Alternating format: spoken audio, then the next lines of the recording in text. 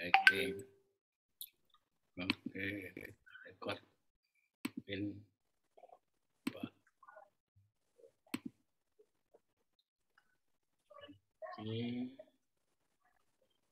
Oke.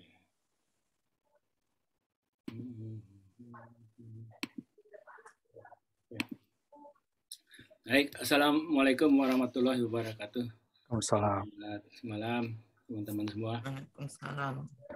Bu Ria, Pak Faisal, Pak Andi, Pak Idwan, Pak Bambang Teja, Pak Hairil. Malam ini kita kembali diskusi rutin ringan-ringan, informal.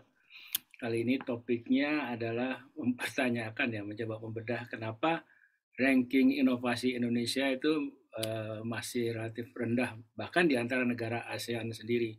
Ini pertanyaan ini pertama dilempar oleh kawan kita Pak Hairil Abdini. Makanya kita minta Pak Hairil untuk menceritakan kepada kita ini. Kenapa itu sebabnya? Pak Hairil nanti mungkin mempresentasikan, entah saya nggak tahu 20 atau 5 atau berapa, apa 20 menit mengantarkan diskusi, setelah itu nanti kita diskusi bebas. Silakan Pak Hairil. Di unmute.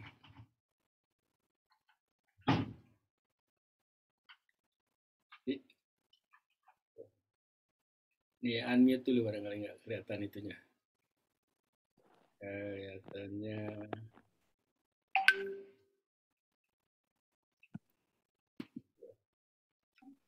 Masih di unmute tuh Pak Hairil. Iya, lagi nggak kelihatan. Saya mau share screen. Oh, mau share screen. Kok nggak bisa ya? Nggak bisa. Kalau gitu dikasih ke saya aja filenya di WA atau apa, nanti saya. Filenya file yang kemarin itu Pak Wendy. Yang kemarin. Yang mana ya? Iya. Tapi apa ya, kalau saya klik 2 kali ini bisa nggak ya? Belum dijadiin co-host, Pak. Sudah di. Oh gitu. Di PowerPoint kan dibuka dulu. aja. Ditutup PowerPoint-nya, dibuka dulu aja Pak Hairil. Udah saya buka. Nah, udah dibuka terus langsung share screen aja. Udah saya allow kok di sini. Oh sudah ya. Oke. Nah, kelihatan ya. Oke. Sudah kelihatan ya Pak Wendy? Sudah? Oke. Nah, baik. Selamat malam. Assalamualaikum warahmatullahi wabarakatuh. Pak Wendy, Pak Faisal, Bu Ria, Pak Bambang, Pak Idwan, Pak Andi. Malam ini sebenarnya saya akan mencoba mengemukakan tentang mengapa ranking inovasi Indonesia itu terendah di kalangan 6 negara ASEAN. Jadi kalau kita lihat ini, di sini terlihat grafiknya itu dari tahun 2011 ya, kita di bawah begitu. Nah, di tahun 2021 WIPO itu baru saja merilis. Nah, posisi Indonesia itu di ranking ke-87.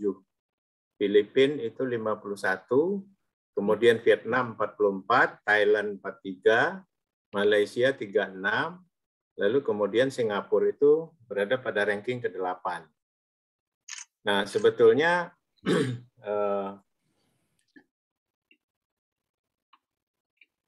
masalah ranking ini sudah banyak ya peneliti yang melihat dari berbagai perspektif sebetulnya terkait dengan inovasi ini. Ada yang melihatnya dari perspektif ekosistemnya sendiri. Ya, WIPO itu sebetulnya cukup lengkap yang di metriknya itu, yaitu dari sisi input maupun output ya. Itu bisa dikatakan dari sisi ekosistemnya. Ada juga yang meneliti tentang inovasi itu dari sisi cost accounting. Jadi apakah suatu perusahaan itu sudah invest melebihi dari yang seharusnya atau masih kurang gitu ya di dalam melakukan R&D. Ada juga tuh yang meneliti seperti itu. Nah, ini malam ini akan saya coba memaparkan penelitian dari sudut political economy yang dilakukan oleh Mark Zachary Taylor. Jadi saya menggunakan hipotesis yang dia kembangkan. Menurut Taylor itu ada 4 faktor utama yang mempengaruhi inovasi. Yang pertama mengenai market, terutama terkait dengan kegagalan pasar atau market failure. Yang kedua, intervensi kebijakan dan kelembagaan dari negara. Dan yang ketiga, jejaring sosial global. Lalu yang keempat, ketidakamanan kreatif, ya, atau sering disebut dengan creative insecurity. Nah, selama ini Tyler itu mencoba mencari, oke lah, banyak negara punya sistemnya bagus, punya kebijakannya bagus, institusinya bagus, begitu.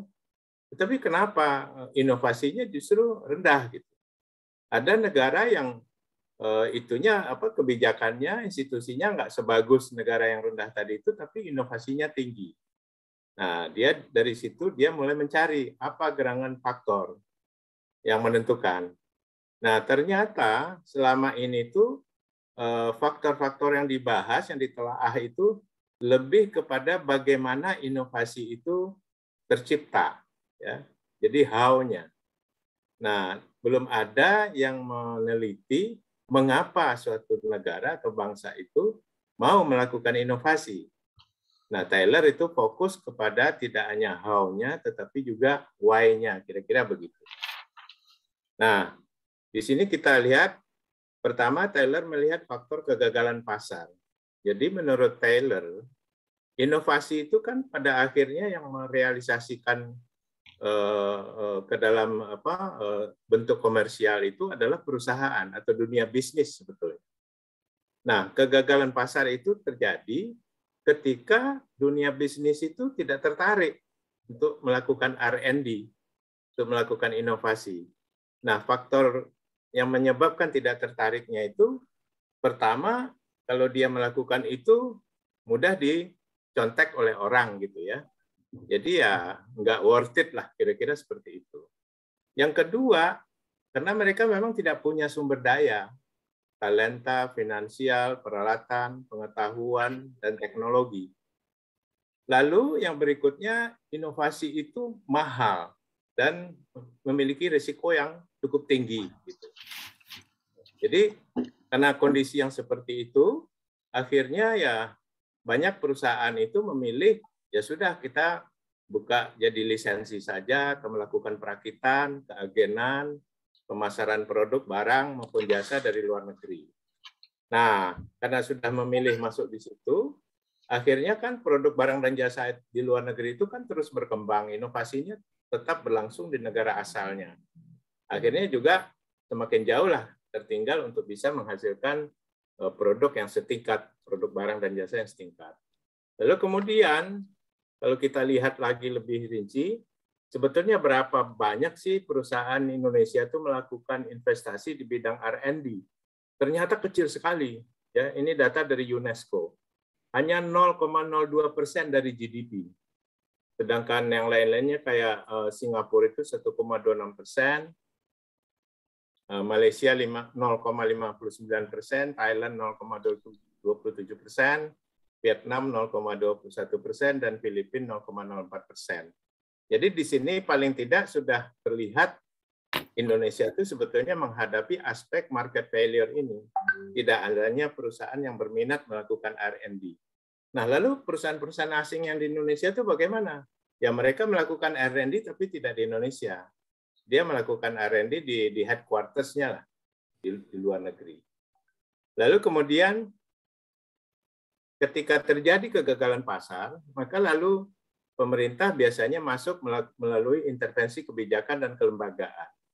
Nah, di sini ada 5 faktor ya yang terjadi, yaitu tentang hak kekayaan intelektual, kemudian tentang anggaran atau hibah dari riset itu sendiri, terus meningkatkan kualitas pendidikan, membangun universitas riset, dan kemudian menetapkan kebijakan perdagangan luar negeri. Nah, di Indonesia masalah yang kita hadapi itu kelima hal ini tuh semua tuh lemah gitu ya. Penghargaan hak kekayaan intelektual kita lemah. Ya kita tahulah dulu ada Chandra Darusman itu sampai dia duduk di WIPO, bagaimana produk-produk kreatif kita itu dengan mudah di-copy, akhirnya yang menciptakan karya-karya yang kreatif itu ya tidak bisa memetik hasilnya. Kemudian juga anggaran riset yang rendah, itu kita sudah tahu semua ya. Kemudian kualitas pendidikan rendah, kita tahu PISA skor kita juga ternyata itu terendah juga di ASEAN 6 itu. Nah, kemudian belum berkembangnya universitas riset dan kurang mendukungnya kebijakan perdagangan luar negeri. Jadi tidak adalah perlindungan untuk karya-karya dalam negeri, sehingga akhirnya produk impor itu dengan mudah mengalahkan upaya-upaya yang dilakukan. Lalu kemudian kalau dilihat dari jejaring sosial, ini ada penelitian dari 2 dosen UI. Ya. Hasil penelitiannya itu ternyata ilmuwan atau akademisi Indonesia itu terisolir ya di dalam lembaga tempat mereka mengajar dan meneliti. Jadi kurang berinteraksi dengan sejawat akademisi global, sehingga tidak bisa memperoleh manfaat ya dari jejaring global itu. Padahal jejaring global itu bisa menyediakan peneliti, pengetahuan, teknologi, peralatan riset, dan bahkan pendanaan juga bisa disediakan oleh filantropi global. Kemudian, nah inilah hipotesis yang dikemukakan oleh Taylor. Jadi inilah faktor mengapa suatu bangsa itu melakukan inovasi. Ternyata menurut Taylor itu ada 2 hal. Ya. Hal yang pertama itu adalah creative insecurity di bidang ekonomi, dan yang kedua adalah creative insecurity di bidang militer. Creative insecurity di bidang ekonomi itu begini, kalau suatu negara dia mengekspor suatu produk, lalu produknya itu kalah bersaing dengan produk dari negara lain, dia dengan bersungguh-sungguh itu akan berupaya untuk bisa tetap survive atau kalau perlu bisa mengalahkan produk dari negara lain itu. Jadi di situ ada dorongan yang besar untuk senantiasa mengembangkan produk dia sendiri. Saya pernah kasih contoh itu perusahaan handphone di Swedia dan di Helsinki ya, dan di Finland dulu banyak itu di Indonesia beredar itu. Mereka kan kalah sekarang bersaing itu. Tapi Nokia dan Ericsson, dua itu. Mereka itu invest, Pak Idwan, itu antara 15-20% di R&D, ya, dari revenue luar biasa besarnya. Ya. Tapi mereka di handphone tetap kalah, akhirnya mereka bergeser ke 5G sekarang.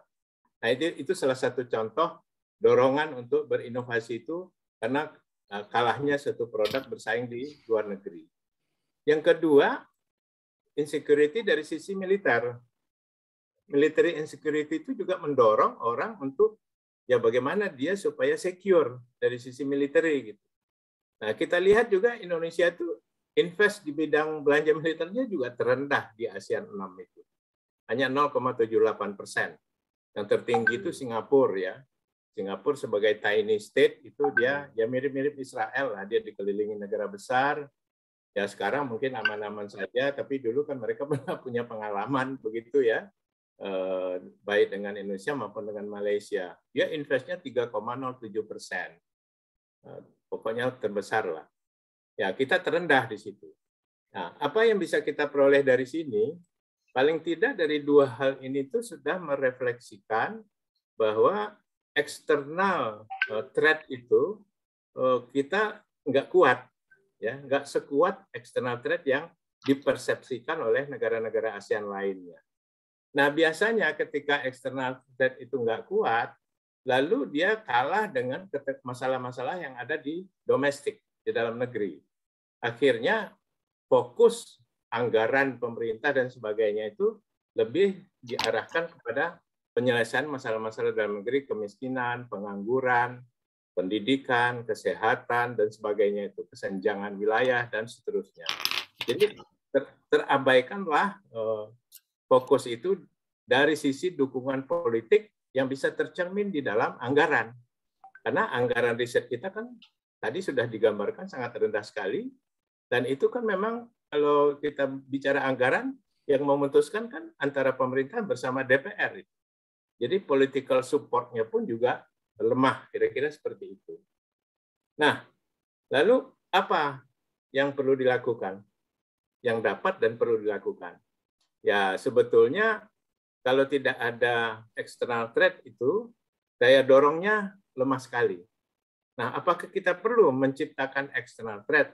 Ya, tentunya kalau menciptakan itu kan ini sebetulnya tidak pas lah ya, dan itu bisa juga berbahaya, bisa menimbulkan konflik perdagangan internasional atau juga bisa menimbulkan konflik militer. Nah, kalau memang kondisi seperti itu, lalu apa yang bisa kita kapitalisasi ya untuk menjadi modal supaya kita terdorong untuk berinovasi. Nah, sebetulnya COVID-19 ini itu external threat yang luar biasa ya. Kita tahu di awal-awal itu betapa obat-obatan itu langka, ya kan? Kemudian peralatan kesehatan juga langka, apalagi juga vaksin itu berebutan luar biasa seperti itu. Nah, kalau ini kita anggap external threat, harusnya kan ini kita bisa kapitalisasi dan kita arahkan inovasi kita ya paling tidak untuk menghadapi pandemi lah ke depan. Bagaimana kita bisa mandiri di obat-obatan, vaksin, dan alat kesehatan misalnya. Cuma masalahnya ketika pandemi ini sudah mereda gitu, lalu kemudian external threat-nya itu mungkin juga meredup, ya ini juga bisa dorongannya bisa melemah ya. Lalu yang jangka menengah sebetulnya defisit perdagangan kita itu di sektor barang dan jasa ya, jasa terutama itu cukup besar. Nah, kalau kita anggap ini sebagai external threat dan ini kita kapitalisasi dan mendapatkan dukungan politik yang kuat, ini harusnya bisa ya. Kita kan sangat tergantung dengan impor barang, obat-obatan, vaksin, biosimilar, alutsista, peralatan transportasi, alat elektronik, dan sebagainya. Lalu dari sisi jasa juga kita mengimpor jasa pendidikan tinggi luar biasa.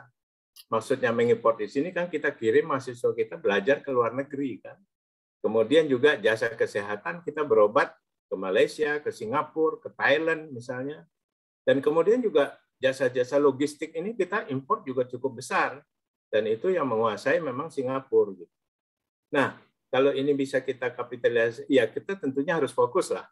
Nggak semuanya bisa kita ini kan sekaligus, tapi paling tidak ada fokus yang kuat, apakah di kesehatan dulu misalnya, atau di obat-obatan misalnya seperti itu, vaksin, biosimilar, atau yang lain-lainnya. Alutsista juga karena kita butuh besar, sebenarnya kan bisa kita kapitalisasi itu untuk mendorong terjadinya inovasi di dalam negeri. Nah, untuk jangka panjang, ada yang menjadi threat ke depan itu, yaitu tentang perubahan iklim. Kemudian juga ada bonus demografi yang akan hilang pada tahun 2030. Jadi 2030 itu kita nggak punya lagi bonus demografi. Itu sudah mulai mengecil gitu. Lalu juga ada ancaman penyakit dan pandemi. Jadi saya pikir inilah kira-kira solusinya ke depan. Kita membutuhkan dukungan politik dan leadership di ketiga hal ini, yang jangka pendek, menengah, dan jangka panjang tersebut. Saya kira saya stop dulu sampai di sini ya Pak Wendy. Tapi mungkin ada sedikit nih, ada contoh di sini. Kenapa inovasi itu mahal dan berisiko tinggi? Ya di Amerika, saya sudah juga pernah paparkan ini. Dari top 1,000 R&D spenders di Amerika itu, dia spend 680 miliar dolar. Itu hanya 2 dari 125 hasil R&D yang bisa berlanjut ke komersial. Jadi sangat kecil sekali rasionya. Nah, inilah contoh saja mengapa inovasi itu mahal dan berisiko tinggi. Mungkin saya stop sampai di sini, Pak Wendy. Terima kasih. Terima kasih, Pak Hairil. Ini bisa di stop share screen-nya ya. Oke, ini caranya. Stop share. Oke. Oke. Ya. Terima kasih Pak Hairil. Nah, ini Pak Hairil udah men-trigger diskusi. Silakan kawan-kawan yang lain. Tapi Pak Hairil, saya mulai sedikit aja gini. Tadi kan sampai ke tataran bagaimana menciptakan adanya thread bersama gitu ya, yang bisa dikapitalisasi. Jadi sekarang yang mau saya tanya itu adalah action real-nya itu apa nih yang lebih lanjut nih? Apakah misalnya nih kata orang ini antara lain misalnya contoh aja, kita lebih buka masukan dari SDM asing di bidang-bidang yang memang pokoknya biar kita bersaing lah, misalnya di perguruan tinggi, di mungkin ada yang bilang di kedokteran atau apa, supaya kita itu juga pertama ada sparring partner nih di depan mata kita tuh, antara lain ya. Yang kedua katanya ada bilang buka dong investasi luar negeri, kalau bisa investasi luar negerinya itu yang memang syarat teknologi, karena kalau nggak ada investasi di dalam investasi luar negeri di dalam yang bisa kita lihat di depan mata juga tidak membangun back end atau supply chain-nya yang diperlukan. Kalau dia ada di sini kan harapannya pelan-pelan itu tumbuh. Jadi ada yang bilang katanya, Pak, injus saja dari luar. Injus saja dari luar. Memang banyak yang kita nggak bisa terima nih sepertinya hal seperti itu, satu keputusan politik yang sangat berat. Sementara kalau kita biarkan dengan kebebasan aja, karena kebebasan perdagangan menyebabkan orang itu mencari jalan yang mudah ya Pak Hairil. Jalan yang mudah ya dagang lah, bukan melakukan inovasi. Silakan, siapa Pak? Saya tahu mungkin Pak Bambang Teja. Saya lihat Pak Bambang Teja kan baru Pak Hairil ini udah memberikan tanggapan ini nih di WA Group. Pak Bambang Teja. Makasih Pak Wendy. Silakan Pak Bambang Teja. Jadi menarik sebenarnya kalau kita lihat ranking inovasi, karena ranking inovasi itu diukur berdasarkan indikator yang tidak disampaikan oleh Pak Hairil tadi. Saya sih pernah baca itu di waktu di DRN ya, ranking inovasi, pernah bikin buku bareng-bareng. Memang tidak diukur berdasarkan itu, makanya Indonesia 87, Thailand lebih tinggi, tetapi sebenarnya inovasinya nggak beda-beda jauh. Nah, kalau saya lihat ini urusan pasar ini, saya lihat misalnya ya, daging sapi harganya tinggi kan Pak, dan itu peluang kan bagi para peternak. Tetapi kalau peternaknya yang di Jawa, itu kan paling bisa ngurus 1, 2, paling 10 aja udah repot karena dia cari pakannya kan susah. Lalu muncul inovasinya adalah di kebun-kebun sawit. Makanya harga daging sapi sekarang tidak lonjak-lonjak karena memang berkembang peternakan sapi di perkebunan sawit yang memang lahannya luas, dia bisa memanfaatkan lahan, rumput, semak, segala macam di situ, alang-alang yang bisa menjadi makanan sapi. Dan itu berkembang cukup karena pasarnya ada, harganya lumayan, lalu lahan yang luas itu ada di kebun sawit dan mereka bikin peternakan dengan memanfaatkan lahan kebun sawit yang luas. Nggak banyak disebutkan Pak, tapi itu inovasinya cukup. Saya kira cukup signifikan. Terus yang lain, kedelai misalnya. Gimana sih orang petani kita bisa maju? Dia itu hanya berapa ribu meter, terus mesti nanam kedelai, bandingkan dengan Amerika yang udah mekanisasi. Ya kalah lah, dia nggak akan. Nah, kebetulan dia bisa banding harga kan Amerika. Sekarang kalau kedelai mahal dan kita bisa punya lahan yang mencukupi secara bisnis, pasti inovasinya muncul di situ karena setiap perusahaan itu kan melihatnya ada untungnya enggak kalau gua ngemakan itu di situ. Nah, jadi teknologi yang cukup sederhana, memerlukan alat yang juga sederhana seperti tadi peternakan sapi, terus perkebunan kedelai atau kacang tanah gitu misalnya. Itu masih mungkin kita orang-orang kita berinovasi di situ. Tetapi kalau mesti bikin app menyaingi F35, F15, F16 jauh Pak, jauh banget. Kita kan nggak hanya bisa beli di situ, hanya pakai aja belum tentu bisa benar. Melihara aja belum tentu bisa benar. Gitu. Karena untuk pelihara aja perlu belajarnya setengah mati. Saya belajar banyak untuk ngurus stasiun bumi pengedar jauh, sulit banget untuk bisa beradaptasi dengan perkembangan teknologi mereka. Sekarang F-15 dibeli sekarang, 10 tahun lagi prosesornya udah dia ganti itu. Waktu dia bikin masih refurbish atau di upgrade gitu, itu dia kita masih bayar lagi, nggak bisa segampang itu gitu. Jadi ada teknologi-teknologi sederhana yang memungkinkan kita bisa berinovasi, itu kita bisa langsung. Ada teknologi tahap yang lain yang kita susah berinovasi, otomotif misalnya. Apa yang dikerjakan Malaysia dengan Protonnya menunjukkan dia tidak bisa, gagal di situ.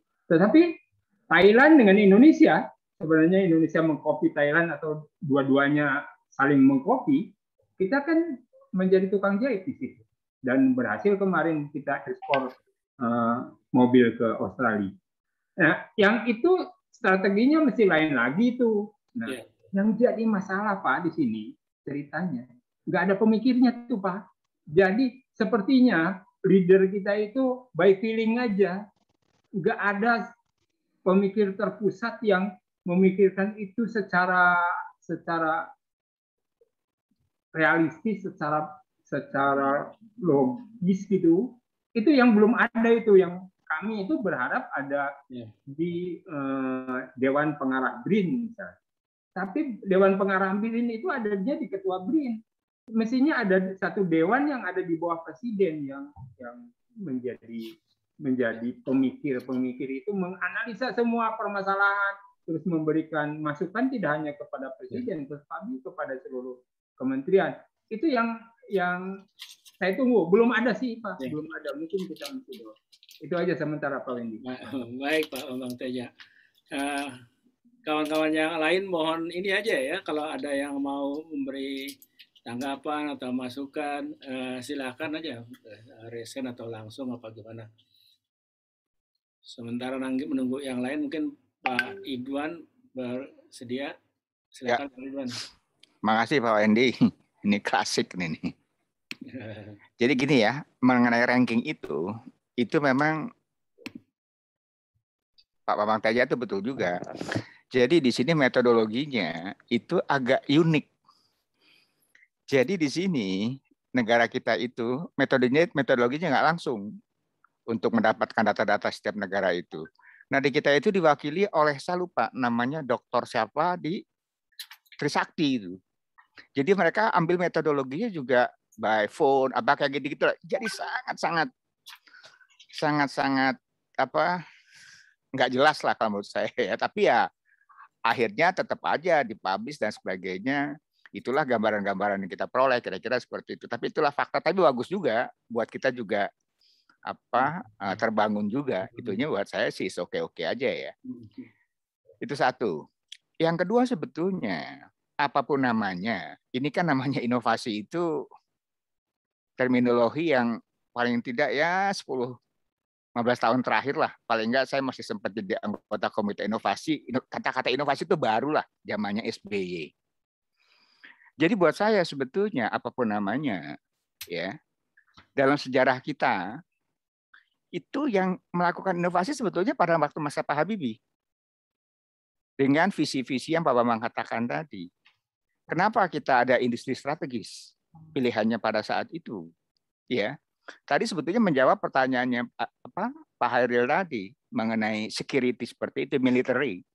Makanya pada saat itu BPIS itu semua industri-industri militer kan sebetulnya kan. Tapi sejarah pun itu mengajarkan kita bahwa kita kemudian ya memang harus diakui negara-negara lain tidak suka dengan keberadaan ekosistem yang kita buat sendiri. Itu satu ya. Jadi pengalaman di kita itu sebetulnya dengan pada waktu masa Pak Habibie. Artinya ekosistem politiknya sudah terbentuk pada saat itu otoritarian. Itu fakta. Jadi di sini leadership itu sangat penting, terutama ekosistem politiknya. Seperti saya katakan, itu saya tulis juga di mengenang Pak Habibie. Saya saat itu walaupun masih sangat muda, saya jadi anggota MPR, ya, menyusun garis besar haluan negara pada saat itu. Bagaimana kita ingin menempatkan di GBHN itu bidang iptek itu sama seperti bidang ekonomi. Artinya kalau kita bahas di GBHN, garis besar haluan negara, bidang itu menggambarkan visi, kemudian prioritas lah kira-kira. Barangkali kita masih ingat dulu ada istilah atau ada satu kondisi antara teknokrat dengan ekonomi ya. Kita politiknya pada saat itu, waktu itu bicaranya dengan Habibinomics dengan Wijayonomics.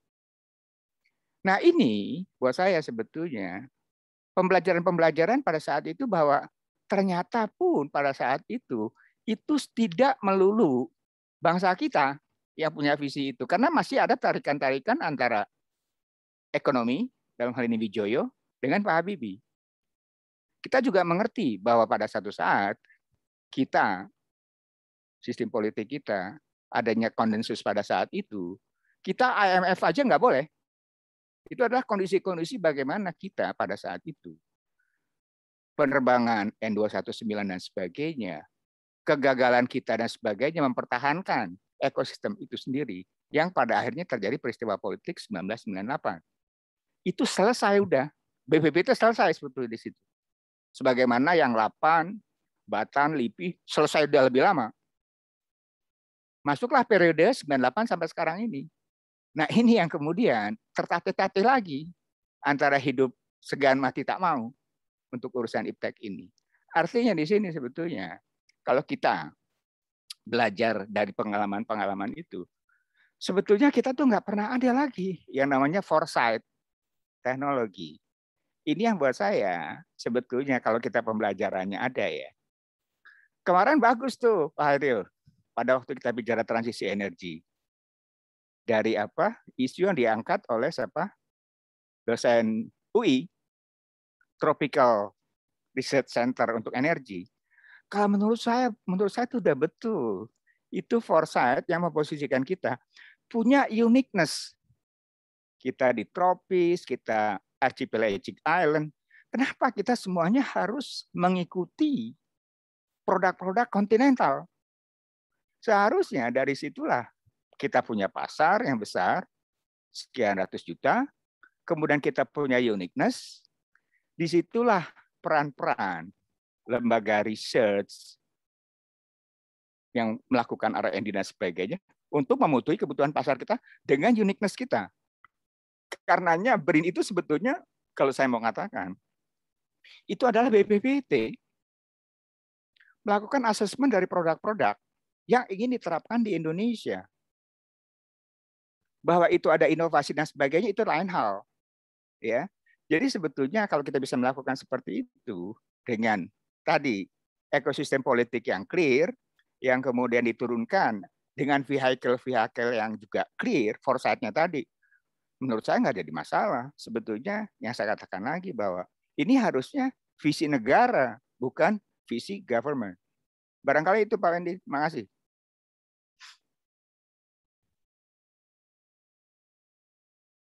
Masih di mute. Pak Wendy. Silakan Pak, siapa Pak Faisal atau Bu Ria kalau mau menambahkan. Oke. Bu Ria mau menambahkan? Iya, terima kasih. Oke, silakan. Pak Andi, Bu Ria dulu ya, Pak Andi. Iya, Pak.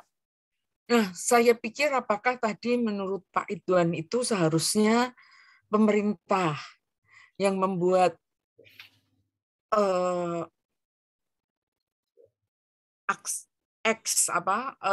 sumbu-sumbu inovasi itu satu. Lalu kemudian yang kedua, Singapura, saya pernah di Singapura kan, Singapura itu kecil. Dia memang seperti Israel karena tentaranya pun dilatih oleh tentara Israel. Nah, kalau menurut saya, apakah kita tidak melihat negara besar seperti misalnya India atau Cina.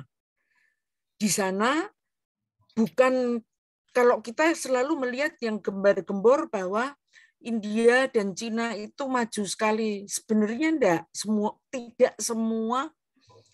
tidak semua universitas seperti itu, tapi memang mereka punya universitas unggulan yang itu disupport luar biasa oleh pemerintah.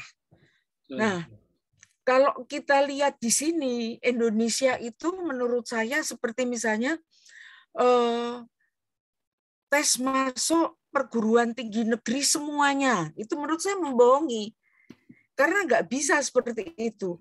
Prancis saja yang universitas saya dari tahun 1700 di École Centrale Paris, di mana Eiffel itu sekolah di situ, Renault, Peugeot sekolah di situ, itu ada 3 kali ujian masuk perguruan tinggi negeri. Nah, lalu misalnya di situ ada Grand École, di mana Grand École itu mereka yang bisa masuk itu di screening dari ekol preparatoire dan sebagainya. Jadi bukan seperti universitas.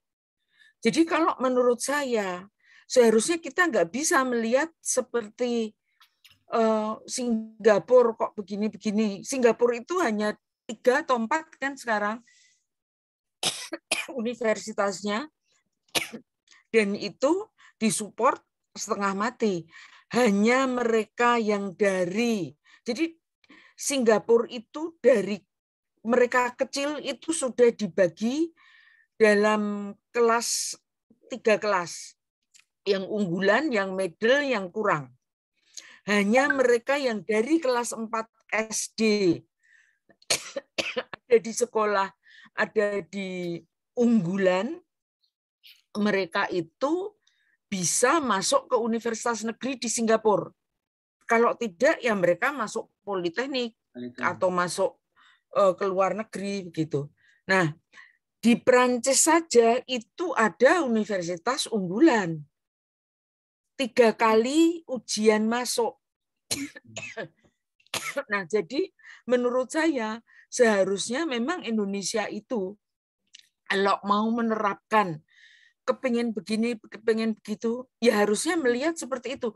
Cina atau India itu kalau kita seminar ke luar negeri, kita akan ketemu dengan orang-orang yang dari situ-situ saja.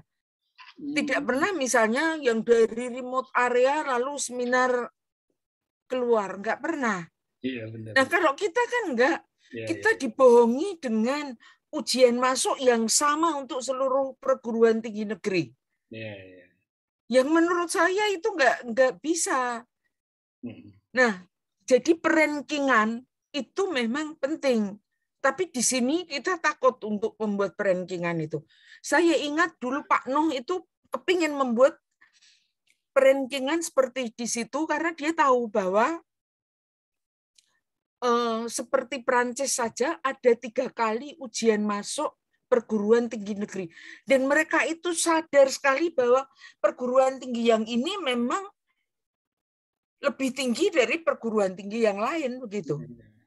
Nah, jadi menurut saya itu dimulai dari pendidikannya. Bukan ini apa loh Pak ya. Dulu saya pernah jadi wakil direktur Pasca di ITS. Itu berkali-kali dari perguruan tinggi dari Papua, dari Nusa Tenggara itu minta dosen ke kami. Karena mereka susah mencari dosen. Karena daya tariknya memang kurang. Nah, kalau kita memang mau seperti itu, kita kan negara besar, lalu di mana terpecah, kita itu tidak satu benua. Kalau satu benua itu mungkin semuanya akan lebih mudah. Kita punya 17.000 island, pulau. Jadi menurut saya kalau memang mau kita inovasi yang begini, yang mana yang kita inginkan untuk inovasi? Seharusnya kita punya memang perguruan tinggi unggulan. Di Amerika pun kan tidak semuanya seperti itu. Saya kebetulan kemarin itu punya dana, didapat dana dari MIRA, MIT Indonesia Research Alliance, yang sekarang jadi Impact itu. Lalu kebetulan kami punya kerjasama dengan satu profesor dari MIT untuk ininya. Mereka memang lain dibandingkan dengan universitas di Amerika yang lain. Mereka sangat diunggulkan setengah mati. Nah, jadi kita jangan bermimpi bahwa seluruh universitas itu akan bersama-sama berderap bersama-sama, tidak.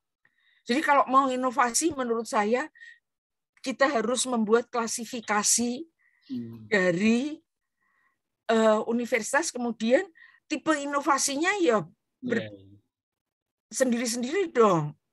Ini saya beberapa kali pernah ketemu dengan Dirjen Dikti dan saya pernah bilang seperti itu. Pak, harusnya ada klasifikasi universitas. Dan itu tidak berani. Lalu kemudian yang Pak Nuh mau membuat klasifikasi SMA saja dengan ujian nasional itu ditentang besar-besaran. Padahal sebenarnya itu akan beliau itu akan membuat klasifikasi seperti itu. Karena tidak bisa. Kita punya berapa ribu universitas. Tidak bisa. Seperti itu. Ya. Ini sumbang saran saja seperti itu. Makasih banyak Bu Ria dari perspektif yang dari perguruan tinggi ya. Banyak masuk akalnya. Karena memang tipikalnya ya begitu ya, bertemu yang saya nggak tahu di Jepang maupun di Cina dan India tadi Bu Ria katakan. Tapi betul di Eropa dan di Amerika gradasinya sangat kelihatan ya. Betul. Jadi kita tahu Inggris saja itu universitas berkelas-kelas. Berkelas-kelas ya. Gitu. Nggih, matur nuwun. Matur nuwun sangat. Pak Andi. Ya, karena saya guru mungkin. Iya, Pak Guru ya. Terima kasih Pak nih. Iya. Ini diskusinya menarik. Saya sebetulnya ingin apa ya Pak, dari berbagai diskusi tadi, mulai Pak Edwan, Pak Bambang, Pak Teja, dan Bu Ria, dan juga tadi diawali dengan Pak Khairil itu, pertanyaan pertama barangkali siapa yang harus meng-create, istilahnya begitu ya, the external threat, sehingga dari Merauke sampai Sabang, ya, universitas yang ada di sana, kemudian dari Pulau Rote sampai Karangetang itu merasa bahwa kita mempunyai itu external threat itu, dan itu harus diselesaikan. Dan tampaknya itu tidak ada.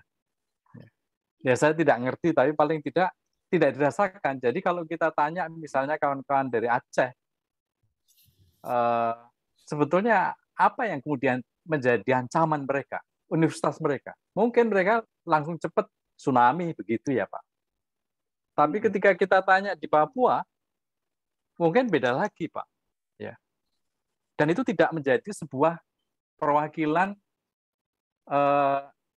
state representatif dari ketika kita menghadapi, katakanlah tadi itu indeks inovasi.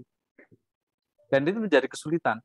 Ketika kemudian masing-masing itu dibiarkan, tanda kutip ya, untuk kemudian memproduksi hasil-hasil risetnya, untuk menjadi salah satu dari parameter untuk mengukur inovasi ini, itu tidak sampai pada nilai ambang kritisnya.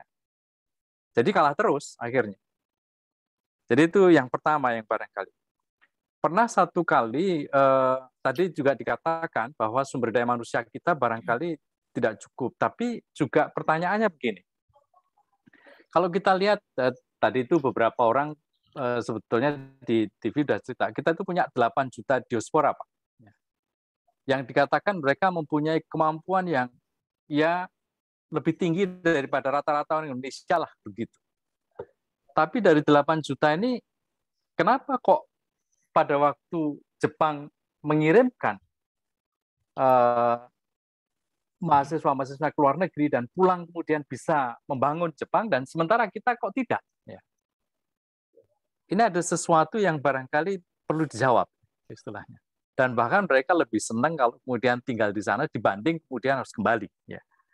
Contoh yang paling kecil ada ketika kita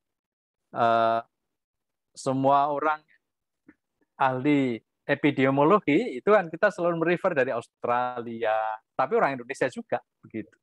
Dan mengapa sebetulnya itu tidak terjadi? Ya, itu yang padahal Jepang dulu ketika kemudian mengantar, atau kalau kamu pergi ke luar negeri ya kamu harus belajar ini, kalau enggak usah, misalnya seperti itu ya. Dan itu tidak terjadi, sehingga kita tidak mendapatkan lagi kembali knowledge yang sebetulnya bisa dikumpulkan. Nah, di situ kan dalam konteks ini ya Pak, dalam konteks indeks inovasi itu, saya mencoba merenungkan tadi Pak Edwan bercerita mengenai yang mengisi itu adalah barangkali bukan representasi dari negara juga. Dan di Amerika saya kira badan statistiknya itu mengumpulkan hampir semua dan mempunyai kekuatan untuk kemudian mengumpulkan data itu menjadi sesuatu yang memang itu gambaran dari negara dan tidak kemudian hampir individu yang kemudian lepas ngomong begitu aja. Nah, di satu pihak ketika ini semuanya terkumpul dengan baik, ya, kendati kita juga punya satu data Indonesia, tapi itu masih belum berjalan. Jadi mungkin istilahnya mungkin dalam konteks ini itu state role kita mungkin juga masih terbilang ya lemah Pak di dalam mengatur ini. Ya, dalam itu. Jadi kalau kemarin itu beginilah Pak. Kemarin itu hari apa ya? 2 hari yang lalu. Ya, 2 hari yang lalu itu BRIN memberikan mengumumkan atau mensosialisasikan mereka-mereka yang akan mendapatkan pendanaan startup. Nah, di situ saja sudah mulai persoalan. Kenapa? Mulai hari itu tidak lagi disebut PPBT, Pak. Kalau dulu kan disebut PPBT. PPBT itu perusahaan pemula berbasis teknologi. Ketua BRIN-nya mengatakan, kita tidak lagi mengatakan itu. Kita akan mengatakan perusahaan pemula berbasis riset. Nah, sebetulnya sama saja, karena yang kemudian berbicara, yang mendapatkan pendanaan mengenai startup itu juga orang-orang yang sebetulnya mendevelop teknologi di dalam hal tertentu. Nah, inilah yang semacam itu kok masih ada, Pak. Ini yang barangkali memberikan kontribusi mengapa nilainya dari nilai Pak Khairil ini menjadi rendah, Pak, barangkali inovasi kita. Jadi kita masih tercerai-berai di dalam hal itu. Jadi sehingga ketika kita mengumumkan external threat kita, itu tidak semua menganggap itu menjadi sesuatu yang mewakili kita sebagai sebuah ancaman. Nah ini mungkin, ya kalau dulu Soekarno selalu mengatakan kita coba ciptakan musuh bersama. Ya. Tapi sekarang musuhnya kita nggak ada, Pak. Kita barangkali nggak ada, sehingga ya kita ya sudahlah gitu ya Pak. Gitu. Atau kemudian pertanyaan yang mungkin juga kritis Pak Khairil adalah, kalau kita tidak bisa menciptakan external threat, bisa nggak kemudian internal threat itu mencoba menggerakkan, rocking the boat untuk kemudian proses inovasinya kemudian bisa kemudian menjadi lebih terpadu, atau malah kemudian cerai-berai Pak? Ya, di satu pihak. Itu yang membuat. Saya kira itu dulu Pak komen saya, karena dari tadi sudah bicara tren-trennya sudah ke sana Pak, kelihatannya gitu. Ya, terima kasih Pak. Terima kasih Pak. Mohon maaf. Ya. Terima kasih Pak Andi. Pak Faisal mau ini komen? Enggak Pak, saya dengarkan aja. Dengarkan aja. Kalau gitu saya sambil nunggu yang lain, saya kembalikan dulu ke Pak Khairil ya. Pak Khairil, mangga Pak Khairil. Ya, menarik. Jadi kalau kita lihat dari perbincangan teman-teman tadi, kita tuh sebetulnya di semua lininya memang mengalami kelemahan yang luar biasa. Di how-nya saja itu, how itu tadi kan ada 5 pilar ya tadi yang disebutkan tentang property right, tentang kualitas pendidikan, ya, kemudian belum adanya universitas riset, begitu ya. Di how-nya saja kita sudah keteteran. Nah, kemudian juga karena kegagalan pasar, Pak Wendy, akibatnya apa? Riset yang dilakukan oleh negara, yang dibiayai oleh negara itu terjadi misalokasi yang luar biasa. Nah, itu Presiden kan pernah mengangkat itu 27 triliun itu uangnya kemana saja gitu kan.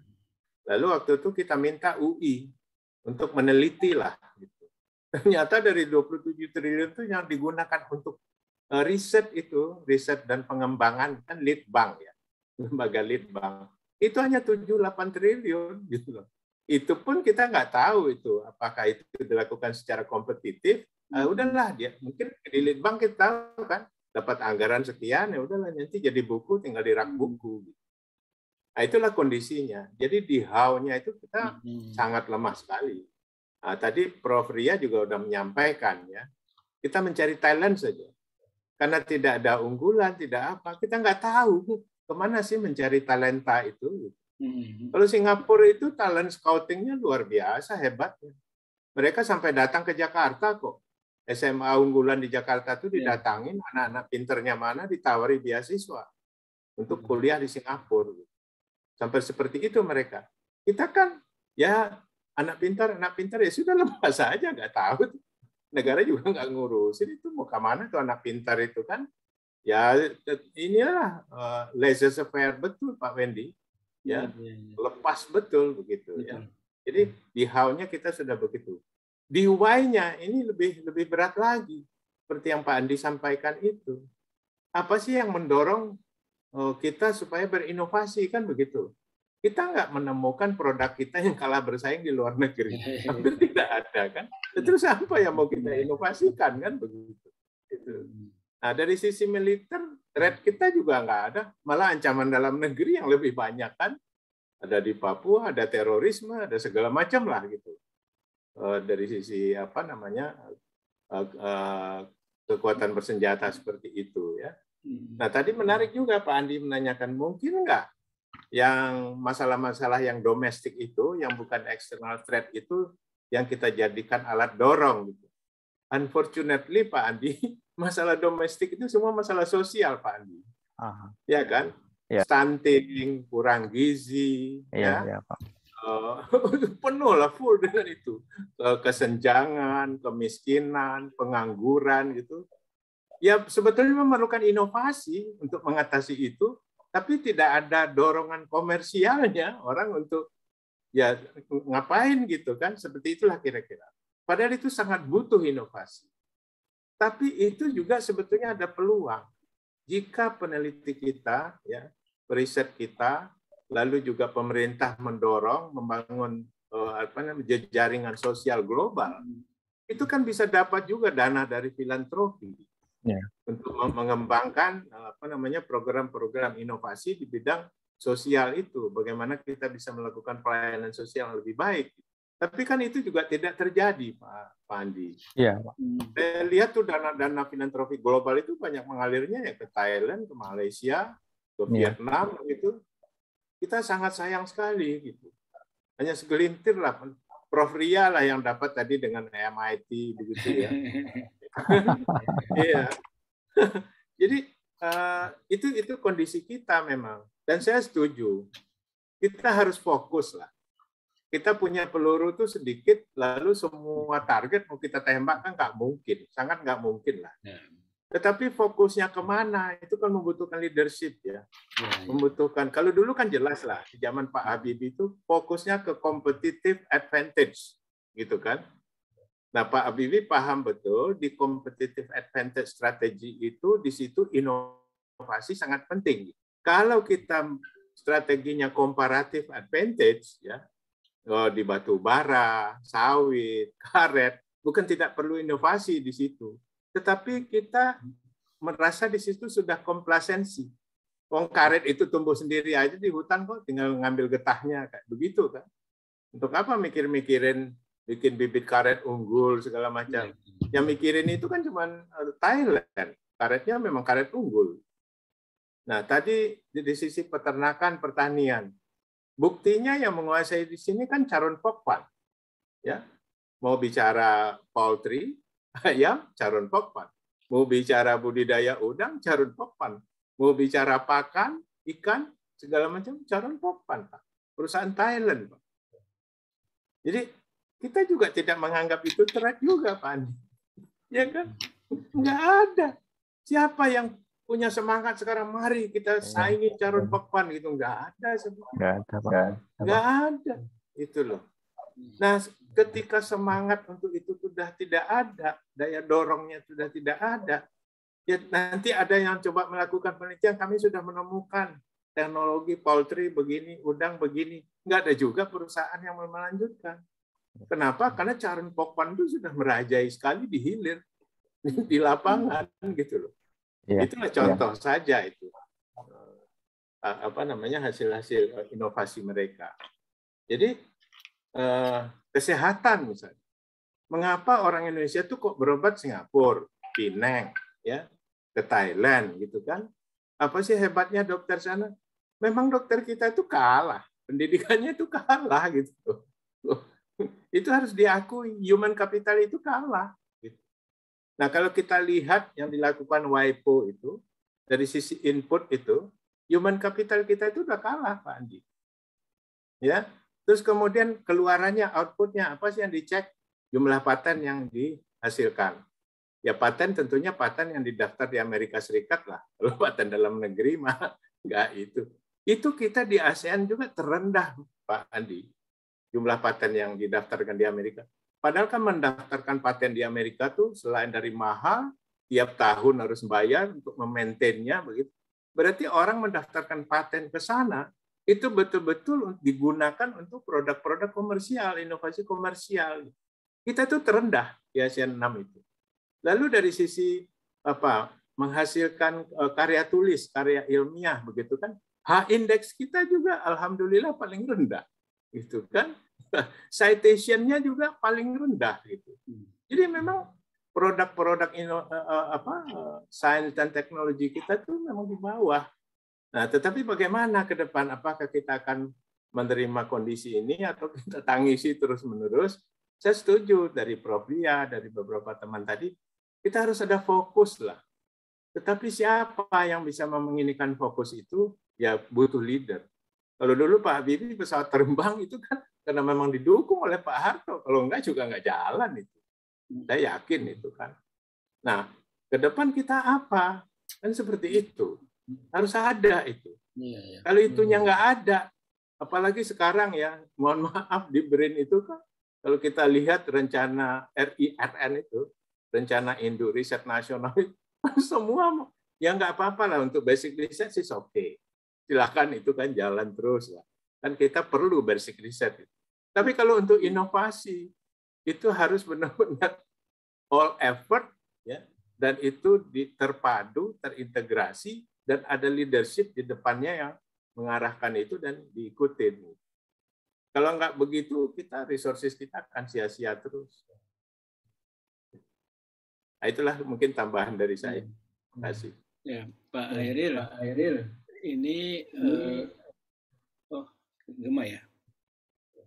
Pak Hairil, tadi kan ada ya siapa yang ngasih contoh Bu Ria, Mas siapa yang ngasih contoh Singapura. Emang negara kecil ya, tapi ada kebijakannya barangkali yang bisa kita bandingkan lah gitu.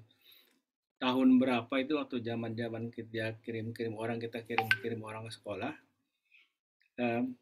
Lee Kuan Yew tuh bilang di depan mahasiswanya di Eropa tuh bahwa dia akan memberi kemudahan bagi orang asing yang mempunyai kualifikasi. Kalau perlu saya rendahkan pajaknya lebih rendah dari pajak kamu gitu. Wah, ribut kan semua sih mahasiswanya bilang. Kalau gitu nanti kami pulang gimana? Kami pulang terus nanti lapangan kerjanya udah diinikan oleh orang asing, dia bilang gitu. Tapi Lee Kuan Yew tuh tegas, dia bilang, ya kita ini negara kecil, ya you mesti punya daya juang yang daya kompetitif seperti mereka. Kalau nggak bisa ya kamu harus terima nasib kamu jadi orang nomor 2 di negara kamu sendiri. Gitu. Dan itu betul-betul dilakukan. Makanya kalau kita ngekspor apa katanya ngekspor tenaga menengah ke sana kan lebih susah ya ketimbang orang pinter, seperti juga kita ke Kanada, imigrasi ke Kanada sama imigrasi ke Australia dan lain-lain lah, banyak negara seperti gitu. Di kita juga barangkali juga salah satu yang seperti itu tuh ya, bagiannya satu apa ekspor asing kita buka seluas-luasnya, dosen asing misalnya gitu ya. Universitas kita bekerja sama dengan asing, tadi Bu Ria udah kerja sama dengan MIT, focusing kata bahwa ada ranking apa. Sudah banyak sih saya bilang, bukan banyak lah, beberapa orang pinter sudah melakukan mencoba ke arah sana ya. Tadi Bu Ria mengatakan Pak Nuh gitu ya. Pak Habibie juga kurang lebih sama seperti begitu. Nah, saya membayangkan bahwa itu saja dulu itu di backup oleh misalnya Pak Harto yang mempunyai kekuasaan besar itu, terbentur dengan politik di dalam negeri yang tidak mungkin. Mereka bilang gini, kalau begitu Bapak mengabaikan inklusivitas. Bagaimana dengan kami? Akhirnya makin lama makin ada terjadi kesenjangan seperti gitu. Disparitas itu akan makin besar. Pak SBY juga akan mencoba itu di awal-awal, tapi terbentur juga seperti itu. Dihadapi di lapangan masalah politik, kemudian keseimbangan berbagai daerah, menyebabkan orang itu menjadi melembek lagi. Akhirnya kita cenderung bikin yang tadi orang suka bilang itu, bikin martabak tuh ya, setipis mungkin asal rata seperti gitu. Akhirnya memang terjadi nggak kemana-mana. Termasuk riset kita, karena daripada bikin friksi di sana sini, saya nyenengin semua orang deh gitu. Jadinya nggak kemana-mana. Itu saja ya Pak. Tadi Pak Bang Teja memerlukan leader ya. Itu saja pada saat kita punya pimpinan yang katakanlah politiknya di sini orang pinter, bukan orang dagang nih, bukan pedagang. Nah saya khawatir apalagi kalau misalnya kita punya ini leader nih, di sekitarnya adalah orang-orang dagang nih, orang-orang dagang yang mempunyai banyak sekali konflik of interest-nya dia terhadap segala macam keputusan negara gitu. Karena jejaringnya dia udah bukan main gitu. Jadi menurut saya nggak mudah nih, kecuali ada satu itu dirangkap tuh. Si leader person ini merangkap semua.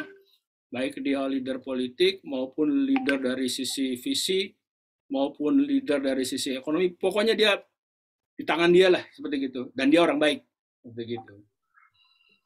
Itu saja juga tidak mudah karena dia akan menghadapi di dewan seperti tersebut. Nah, itu yang sistem di Indonesia itu akhirnya berujung-ujung kepada itu juga, sistem demokrasi, sistem keuangan dan segala macam itu bermuara kepada sistem politik dan sistem demokrasi di kita. Mungkin saya kejauhan kali itu. Silakan deh kalau siapa nih ada salah yang belum bicara, ada Pak Faisal atau Pak Sarwoko mau menambahkan, silakan, kita terbuka aja diskusinya, atau kalau Pak Bambang Teja mau tambah lagi silakan. Enggak, atau Pak Idwan silakan.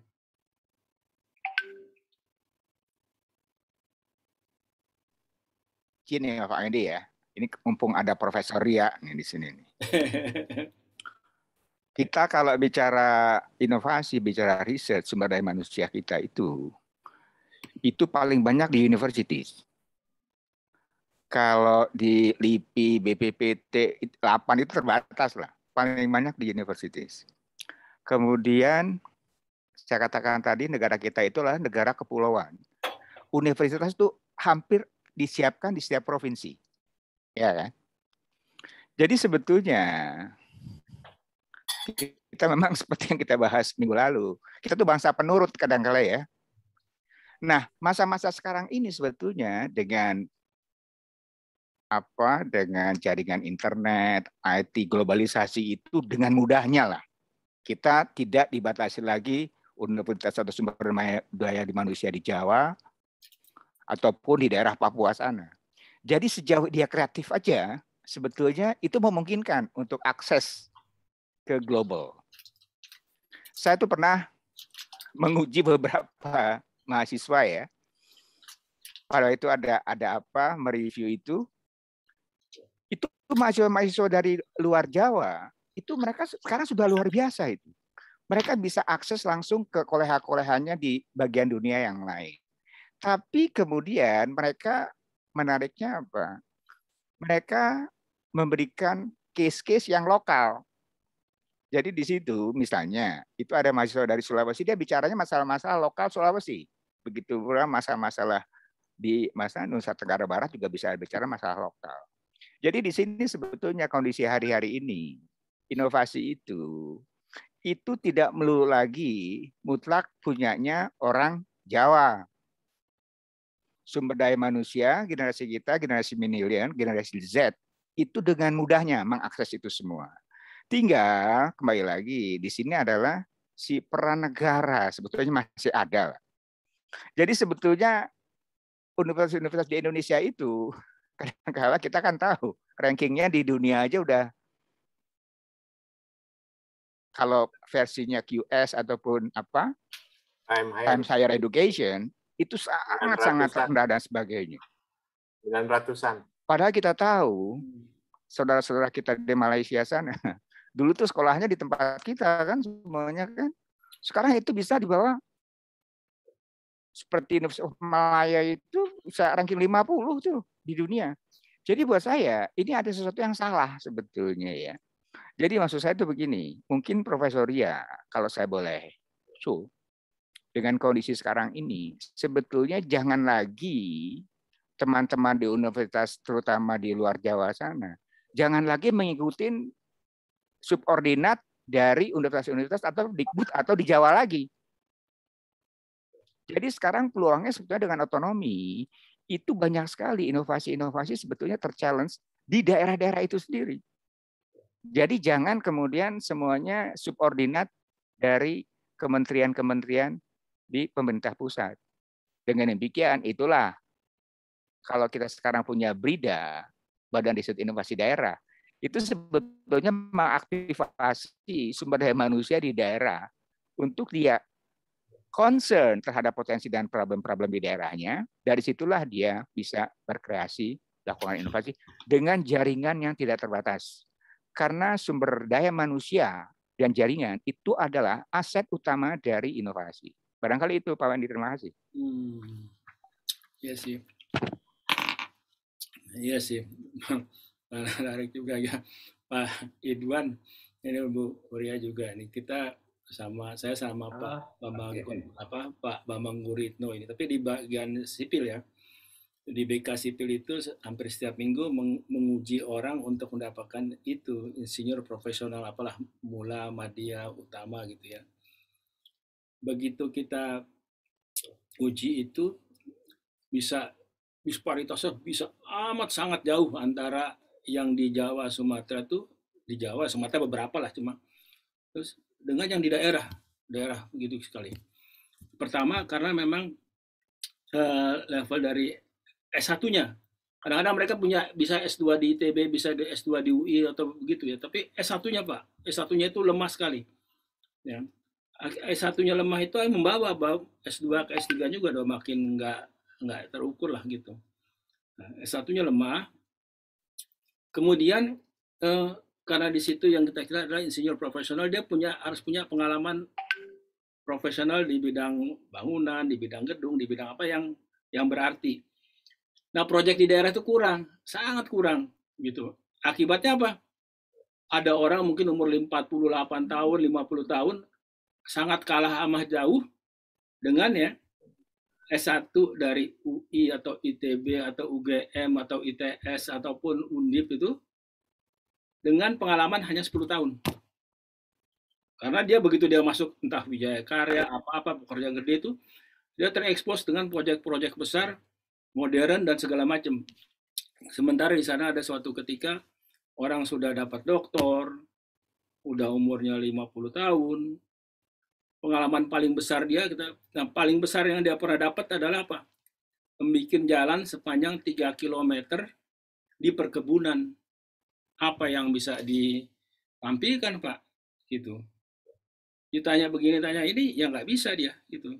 Karena bagi dia di daerah, kita terus bilang, ini kita terus itu berunding kita bilang bahwa mungkin nggak salah juga karena mereka nggak pernah terekspos hal-hal seperti gitu, sehingga disparitasnya makin lama makin jauh. Itulah maksudnya konsekuensi dari apa ya, kalau yang dihadapi oleh para pembuat keputusan di atas tuh pada saat dia mau fokus, pengertian fokus itu harus dipastikan bahwa fokus itu jangan sampai memicu disparitas yang terlalu besar.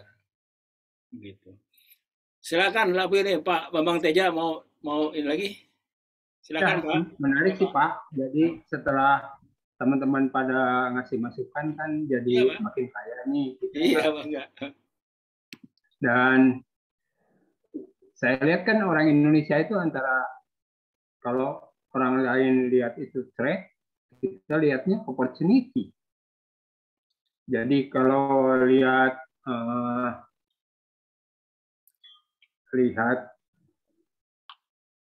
ke ketimpangan kekuatan militer Indonesia dengan Singapura, bukannya lihat sebagai threat, tapi lihatnya sebagai opportunity. Tadi pertama itu Pak, jadi antara threat dengan opportunity itu batasnya itu tipis banget sih, bagaimana orang melihatnya. Jadi agak susah juga kita. Terus yang kedua itu yang teknologi itu yang seperti disampaikan Pak Wendy tadi. Jadi orang itu penguasaannya terhadap sebuah teknologi dan nanti setelah itu kemampuan untuk melakukan inovasi sangat bergantung kepada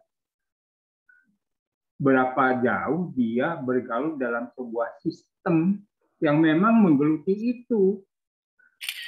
Jadi tadi itu kalau teman-teman di daerah yang paling panjang ngurusin jalan sejauh 3 km dibandingkan dengan anak muda yang langsung diterjunkan ngurusin tol Jakarta Surabaya, lain apa hasilnya kan, dengan pengetahuannya lain juga gitu kan.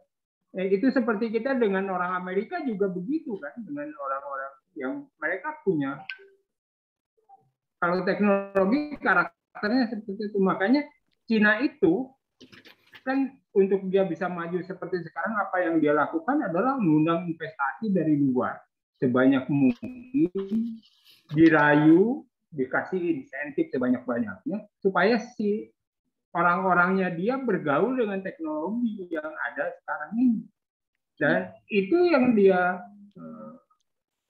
menjadikan dia mampu sekarang. Dengan tentu kalau kita ngambil jalan itu juga belum tentu sama seperti Cina, tapi itu satu langkah yang memang harus dilakukan, mengundang orang masuk bawa teknologinya dan orang kita sejak ikut di situ pengembangan teknologinya. Jadi itu memang karakter teknologi ya, mesti seperti itu. Lalu kalau tadi itu untuk melakukan hal seperti itu, ya kita perlu leader yang berpikir seperti itu. Cina itu bergerak gara-gara ada Deng Xiaoping sehingga dia leader yang dia mampu seperti itu. Sayangnya Pak Harto itu dari awal-awal udah bagus. Sayangnya ujung-ujungnya ke sini kan nggak bagus gitu. Dia udah bagus loh dia mengubah dari politik yang mercusuar terus bersaing kayak posisi Iran sekarang lah. Itu kan. Tapi Pak Harto rubah menjadi pendekatan ekonomi, pendekatan kesejahteraan untuk semua, untuk teman-temannya dia juga sejahtera banget, termasuk kita juga dulu kan dapat sertifikatnya juga, orang-orang seumur kita ini. Ya Pak Harto diperlukan orang seperti Pak Harto itu, tapi Pak Jokowi sebenarnya juga ada di situ, cuma sayangnya beliau kan cuma 10 tahun. Untuk itu tahun 2024 beliau kita harus cari lagi leader mana yang kuat di situ. Nah, pertanyaannya gimana sih caranya kita kan tadi kalau kita dengar teman-teman itu semuanya mentok dengan masalah masalah itu mentok, masalah ini mentok. Sekarang mungkin kita coba cari solusi untuk bagaimana sih kita Indonesia ini bisa keluar dari apa namanya jebakan lah, untuk bisa keluar mampu berinovasi. Kita terjebak di situ-situ aja, jebakan negara ketiga gitu, untuk bisa loncat dari 4.000 menjadi 10.000 kan, itu kan jebakan itu. Gimana sih kita mau loncat? Mungkin kita bisa cerita ke situ. Bagaimana kita memperbaiki perguruan tingginya? Bagaimana sistem politiknya? Bagaimana sistem kepercayaannya? Karena kepercayaan juga penting juga di situ, sangat penting juga. Dan itu yang mungkin kita bisa ngobrol kali teman-teman ada yang bisa ngasih masukan di situ. Itu aja dulu Pak Wendy. Terima kasih. Terima kasih Pak Bambang Teja. Loh, ini siapa ini yang share screen? Pak Legowo mau nge-share screen? Pak Prof ya. Pak Legowo? Prof Legowo. Ini kenapa nge-share screen? Halo? Udah tuh, udah hilang. Udah hilang, oke. Ya. Pak Legowo mau ngasih masukan, silakan. Ya, assalamualaikum. Waalaikumsalam, Pak. Maaf, baru buka-buka, ada tamu sih, ada acara. Oke, saya kira topiknya bagus ya. Terima kasih Wendy yang selalu mengadakan event-event yang mungkin mendorong kemajuan, mengingatkan ya bahwa kita terlambat. Terima kasih juga Khairil, sobat yang komit ya. Jadi memang ya kita nggak malu ya Pak, diungkap oleh Pak Khairil bahwa kita terakhir urutan mengenai inovasi ya. Jadi memang ini berangkat dari kegiatan kampus sebenarnya ya. Anak didik kita ini sekarang memang ya beda dibandingkan dengan rating kita ya. Wendy ya, satu generasi saya, Wendy sama Khairil yang ada di sini ya. Jadi kalau saya simak anak-anak sekarang itu memang copy paste gitu ya. Copy paste itu pun tidak memberikan catatan di bawah. Ini sumbernya dari mana? Jadi kalau jadi gimana itu ya tiket-tiket kalau itu bahwa ngambil sumber dari sana nggak jujur dia menyampaikan. Ini seolah-olah ya tidak berusaha untuk berinovasi ya. Di dalam basicnya itu dia hanya copy paste. Nah ini memang generalisir ya, tidak hanya di kampus yang terkenal atau kampus yang swasta atau yang jauh dari kita, tapi juga udah menjalar ke kampus-kampus seperti ITB gitu ya. Ini memang satu sama lain mereka nggak ada yang menjadi primadona ya seperti kita dulu ya. Tugas kita berlomba-lomba siapa yang duluan selesai gitu ya. Ini easy going aja ya. Jadi itu. Nah, sehingga memang dari mana ya. Jadi Kementerian Mendikbud sendiri atau Ristek juga sudah memberikan suatu penelitian riset dan inovasi ya. Dan mudah-mudahan ini membawa ke arah angin yang segar ya. Jadi saya lihat itu ya di Universitas Modern itu sekarang didorong ya dengan riset voucher atau kompetitif itu hampir 80% di usulan-usulan dari kampus ya, dosen maupun juga melibatkan mahasiswa S1 S2 itu dikabulkan ya oleh kementerian. Nah, tapi saya lihat juga ya, saya mungkin nggak begitu zaman sebelum 2000 ya, saya selalu leading di dalam penelitian LPPM atau dari riset unggulan terpadu, saya juga pernah dapat ya.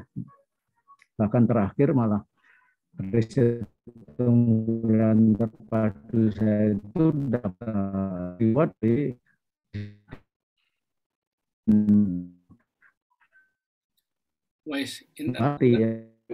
putus-putus. Jadi Pak Legowo putus-putus internetnya. Kelihatannya panitia, ya. Jadi kelihatannya panitia juga kurang jeli. Jadi oleh karena itu ya mungkin Pak Windy, Pak Khairil yang masih punya effort untuk mewarnai di pusat itu ya. Jadi terjun riset itu asal ada laporan ya. Dan sekarang itu pertanggungjawab rupiahnya tuh gampang sekali ya. Jadi terakhir itu saya dengar bahwa yang penting pokoknya di research itu pertanggungjawabnya masuk jurnal ya. Di tengah-tengah itu nggak ada kontrol sama sekali apakah memang baik gitu ya. Jadi mana nilai inovasinya padahal dia mengambil anggaran riset inovatif ya dari kementerian itu ya. Jadi itu pun juga setelah selesai tahun schedule-nya itu memasukkan jurnal tuh ngantri luar biasa. Jadi ya misalnya ke apakah Q1, Yuda janjinya gitu nggak mudah. Tapi sepertinya ada pembiaran uncontrol autopilot ya. Jadi mungkin ke depan juga makin runyam ini ya, makin runyam itu apakah itu inovatif itu ada.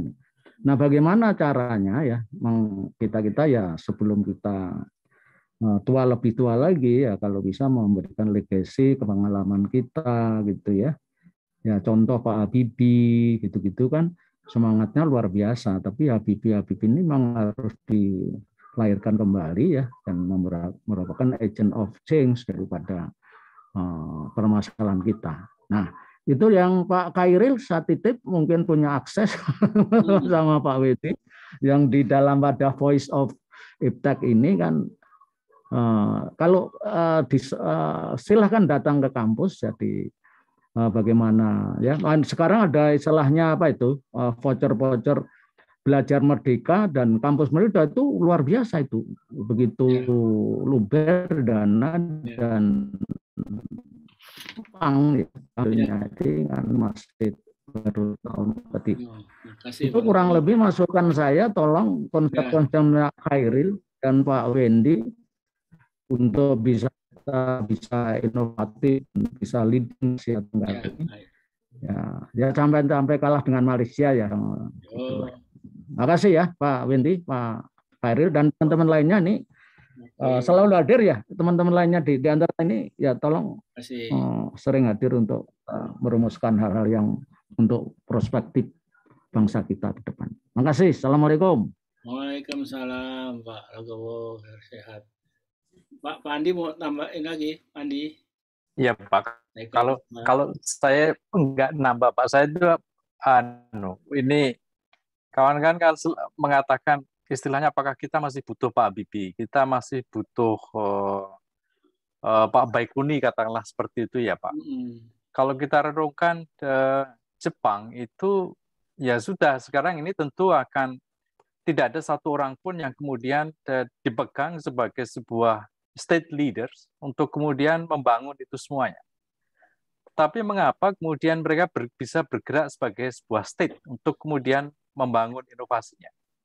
Bahkan kalau mudah-mudahan saya tidak keliru mengingatnya ya Pak, ketika mereka mengubah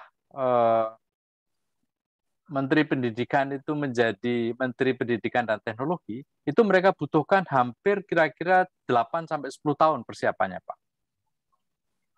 Dan itu karena concern mereka bahwa ternyata jumlah anak-anak yang kemudian masuk S3 itu berkurang.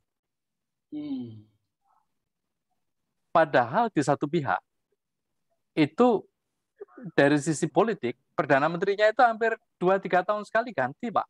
Iya, betul. Nah, pertanyaannya kan, mengapa itu kemudian bisa terjadi? Ya, dan tetap kemudian mereka menjadi sebuah negara yang saya kira kalau boleh dikatakan, ya kalau dibandingkan dengan tahun 82 itu ya tetap masih di ya 5 ke atas lah begitu ya gitu. Di Inggris mereka sudah tidak punya Newton gitu ya. Tapi mereka masih terus juga kemudian bisa menjadi istilahnya negaranya itu bisa kemudian mengantar pada satu posisi yang seperti itu ya. Juga Prancis tadi dinyatakan Prof. Ria juga masih terus juga leading lah begitu di situ. Di Amerika dulu kita selalu bercerita mengenai Kennedy. Sekarang ini kan selalu istilahnya presidennya kemarin kita mendengar Bush bahkan nilainya saja C di bawah Hillary Clinton dan segala macam. Tapi sebagai sebuah negara, lalu mengapa sebuah istilahnya internal mechanism itu kemudian bisa memunculkan ini gitu ya. Pertanyaannya itu di sana, Pak. Ya.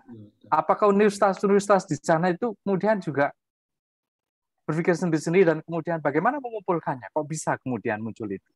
Atau karena jumlah secara keseluruhan ya, karena kita berbicara statistik kan selalu kemudian istilahnya dilihat dari sebuah representasi aglomerasi data-data kan begitu yang kemudian menonjol dan rata-ratanya cukup tinggi. Dan ini kan tentu perlu kita tanyakan Pak di dalam ini secara lebih mendasar ya.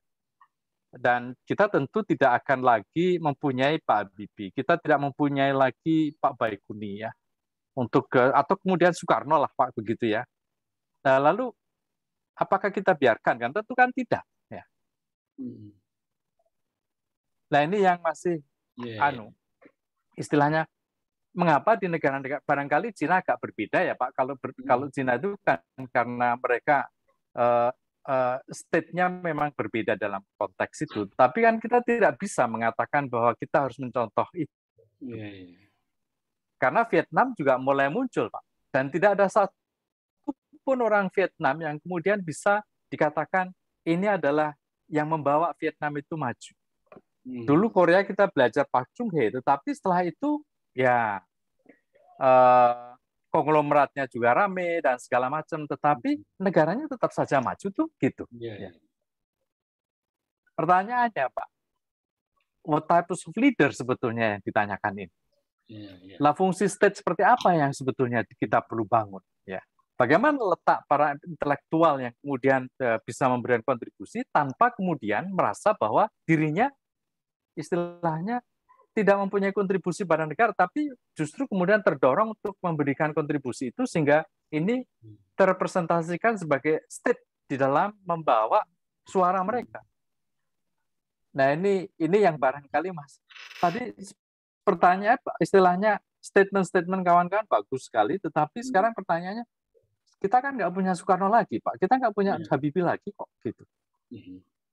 Nah apakah kemudian kita ya sudah kan begini kan enggak, mestinya kan begitu ya. Kalau saya coba renungkan di Jepang sudah tidak ada lagi, Meiji-nya juga nggak ada, Park Chung Hee juga tidak ada, kan begitu ya. Itu Pak, saya berhenti di situ, mohon maaf. Nah, baik Pak Andi, terima kasih. Maksudnya ini kan apa ya, Habibie atau siapa tuh namanya tadi, Baikuni atau yang lain-lain, jadi bukan Habibie dalam arti kata person, tapi ya tipe kayak Habibie lain yang bakal kita harapkan gitu. Pak Faisal ada mau menambahkan? Pak Faisal? Ya, oke. Kalau Pak Faisal, Pak Faisal mau? Ya, Pak Faisal tuh mau bicara tuh. Silakan Pak Faisal. Apa tuh? Ya Pak, enggak. Oke, nggak apa-apa. Nggak apa, ini saya lihat ada siapa yang mau. Pak Sarwoko? Belum. Pak, ini ada Pak Lalu Muhammad. Pak Wendy itu. Ya Pak. Saya itu mau nambahin dikit itu karena Pak. Saya kasih dulu Pak ini Pak ya, Pak Bambang Teja. Ini ada Pak Lalu Muhammad. Ya, kita dari mana Pak Lalu? Tolong di unmute. Kalau mau. Baik, Assalamualaikum warahmatullahi wabarakatuh. Bapak-bapak semua, sebelumnya saya minta izin. Saya asistennya Bu Ria ya. Oh, oke. Saya dari ITS, kebetulan sekarang di Wakil Direktur Riset dan Pengabdian kepada Masyarakat DRPM ITS. Ikut mendengarkan Bapak-bapak. Jadi banyak sekali saya kira perspektif bagus dari senior-senior kami yang perlu cepat ya, perlu cepat kami yang muda-muda ini juga perlu mendengar gitu ya, supaya nanti ada penyambung antara ide-ide besar dari Bapak Ibu semua dengan kita-kita yang masih 40-an tahun ini yang insya Allah nanti akan juga menanggung semua beban yang sekarang mungkin terasa ini. Begitu Pak Wendy. Baik. Itu aja? Begitu saja Pak Wendy. Oke. Terima kasih banyak. Terima kasih banyak Pak. Lalu ya kita ini hanya ya diskusi-diskusi santai begini aja Pak. Lalu bukan berarti kita lebih banyak atau lebih tahu, enggak. Hanya kebetulan dari usia, mungkin dari pengalaman hidup aja mungkin. Tapi dari pengetahuan ya kurang lebih sama aja lah kita. Bahkan mungkin Pak Lalu lebih up to date ketimbang kami. Pak Bambang Teja silakan tadi mau menambahkan. Masih dia mute Pak Bambang Teja. Masih mute Pak. Masih mute. Oh, jadi saya tertarik dengan Pak Andi tadi. Kita itu kan bukan Cina, bukan Rusia yang pimpinannya bisa lama banget di situ. Tapi kita itu mungkin bisa melihat Jepang yang Pak Andi sampaikan. Karena memang kita 10 tahun Pak Jokowi udah ganti 2024. Dan sampai sekarang kita juga belum jelas siapa yang akan menggantikan beliau. Jadi memang perlu ada satu, kita negara ini perlu membentuk atau secara susah, mungkin secara otonomus itu terbentuk, kayak Jepang itu terbentuk satu komunitas kebersamaan yang kuat sehingga program-program mereka itu bisa tetap on track di dalam kemajuan negaranya. Kita kan tadi itu kita di sini mentok, di sana mentok, leader juga mungkin agak susah kita berharap terhadap leader. Jadi memang perlu ada satu komunitas yang mampu mengarahkan, mampu menjaga agar arah pembangunan kita itu atau arah kemajuan kita itu tetap bisa bersaing, tidak nomor 87, tapi kita bisa bersaing lebih dari Malaysia kan. Nah, Pak Idwan tadi kan, kalau Pak Idwan mungkin sampaikan, makanya perlu kita GBHN. Dan mungkin salah satu pilihan untuk kita bikin GBHN. Tapi mungkin ada pilihan lain. Tapi saya tertarik banget dengan apa yang disampaikan Pak Adi. Mungkin teman-teman bisa berpikir, gimana lagi caranya supaya kita tetap on track untuk menjaga agar kita tetap bisa inovatif dan atau mengubah sistem kita sehingga kita lebih inovatif dari sekarang. Itu menarik Pak dari Pak Andi. Terima kasih. Oke. Udah. Mungkin yang lain Pak Wendy. Baik, kalau saya kembalikan kalau gitu ke Pak Hairil. Kita sudah hampir mendekati 2 jam. Pak Hairil. Terima kasih Pak Wendy, terima kasih teman-teman semua, Bapak-Bapak dan Ibu. Ada Taylor itu pernah mengemukakan ini, ada Cardwell's Law gitu ya. Nah, Cardwell's Law itu menyebutkan begini, kejayaan suatu bangsa di bidang sains, teknologi, dan innovation itu sebetulnya itu tidak lama. Ya. Periodenya itu nggak lama, habis itu dia meredup. Gitu. Nah, tetapi menurut Taylor, mungkin Cardwell's Law ini tidak berlaku untuk Amerika. Kenapa? Amerika ini kan selalu menghadapi ancaman, terutama dari sisi militer ya. Kalau ekonomi itu udah jelas lah, dia pengen selalu di depan. Dari sisi militer, jadi dia memang berusaha tetap berada di leading edge dan hasil-hasil riset militernya Amerika itu tidak sedikit juga manfaatnya bagi ekonomi gitu. Aplikasinya itu banyak sekali untuk bidang ekonomi. Nah, lalu apa nih implikasi dari Cartwright Law ini terhadap Indonesia? Ya mungkin kita sekarang berada dalam keadaan yang redup ya, lagi masa-masa redupnya.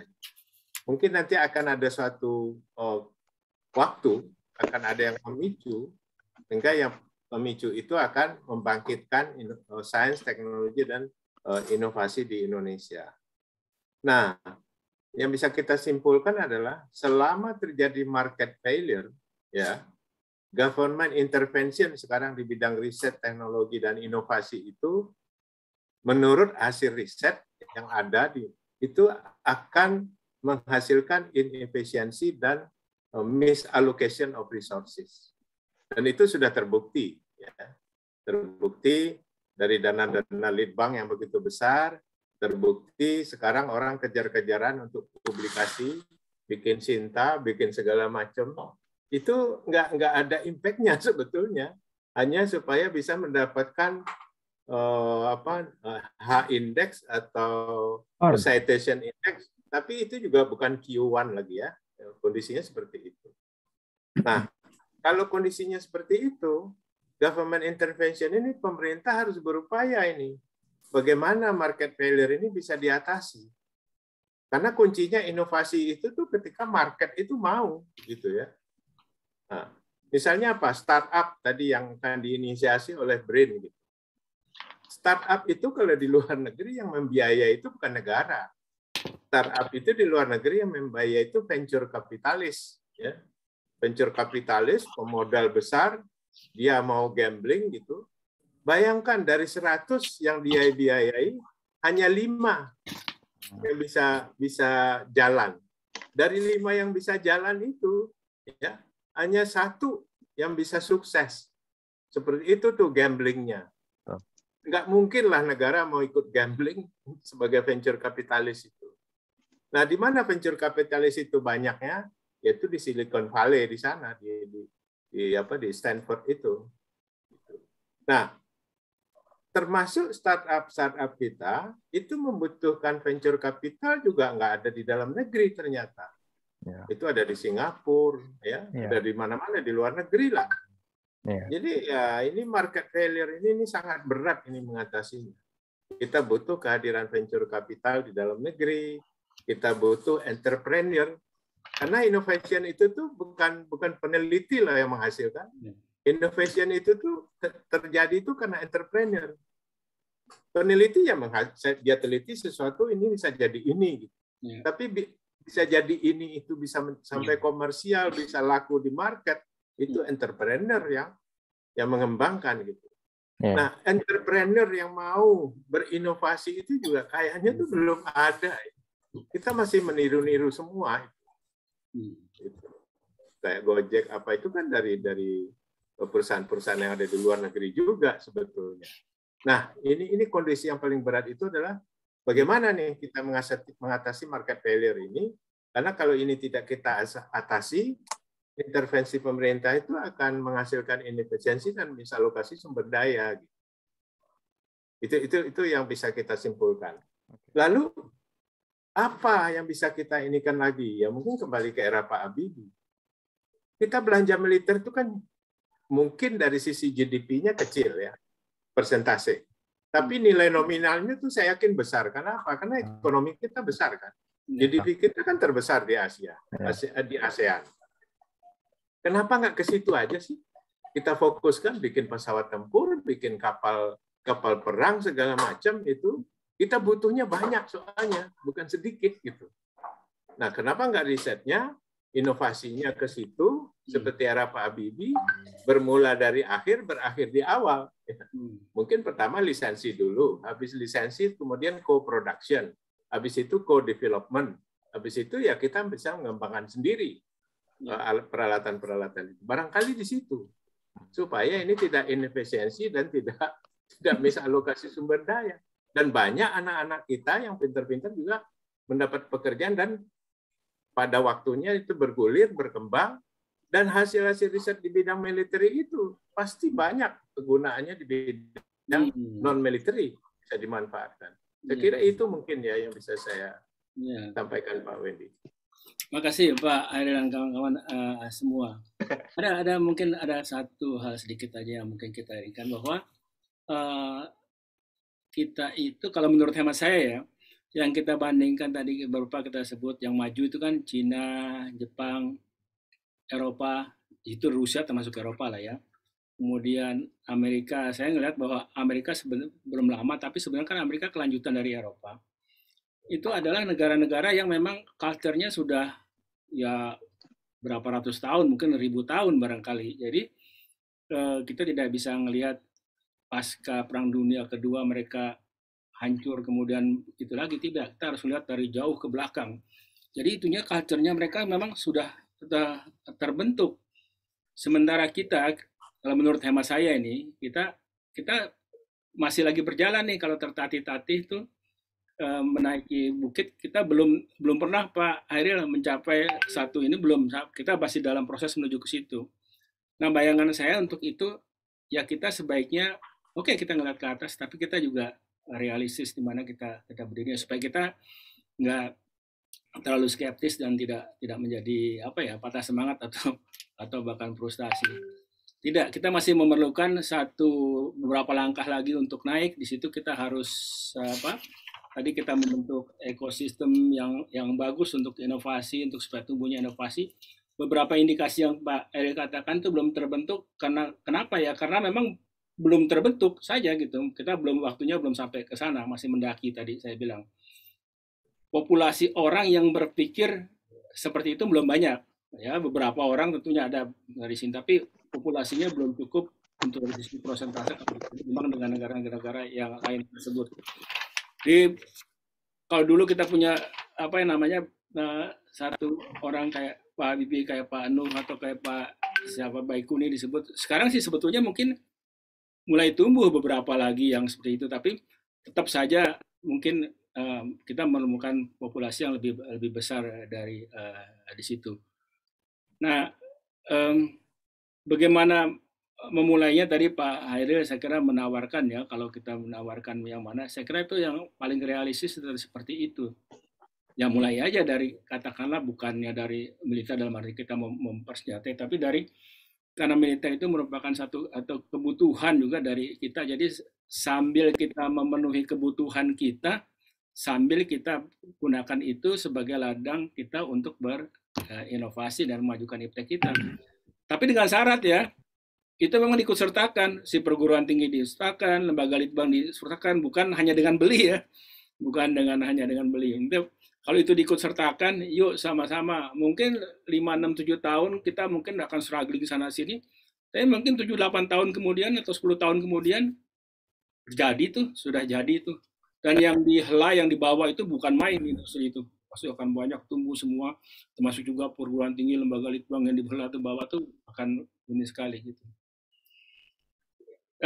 Ibu Bapak sekalian, saya tidak bisa menyimpulkan, tapi dan memang bukan untuk disimpulkan, tapi diskusi kita malam ini paling tidak untuk saling berbagi wawasan, dan itu kayaknya sih mudah-mudahan tercapai. Terima kasih banyak kepada Pak Hairil, tentunya kepada Wendy. Halo Wendy, minta ya mau 1 menit lah ya. Pak Idwan, ya, mau 1 menit ya. Nah, memang gini, saya mau ngasih masukan ya. Halo Pak Wendy. Ya, silakan. Jadi selama